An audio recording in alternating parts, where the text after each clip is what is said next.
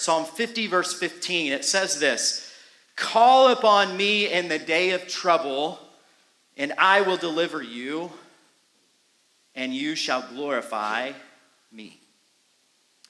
Call upon me in the day of trouble. I will deliver you, and you shall glorify me.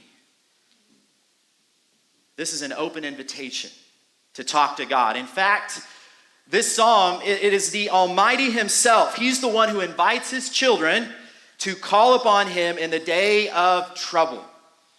Now, a few things might have caught your eye as you just heard that passage read. The first one is that God shows his availability in hearing us on the days things maybe aren't going super well. Have any of you ever had those days that things aren't going super well? I think we could always take it to a really drastic place where things are going awful and we're in crisis, right? And we're at the end of ourselves, and it's then we kind of cry out to God. But there are also these days just like things are not going right. And if you're anything like me, I'm usually not calling out to God in those times. I'm usually scrambling and trying to figure it out myself, all right? I'm just telling on myself.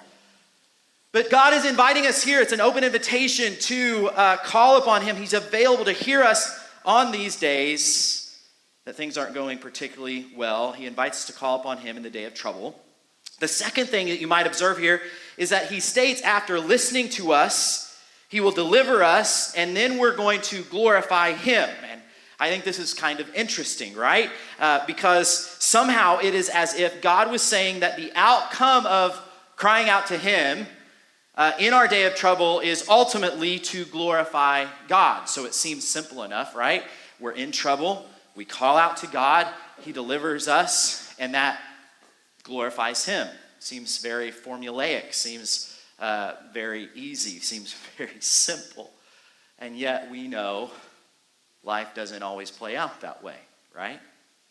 We know very practically.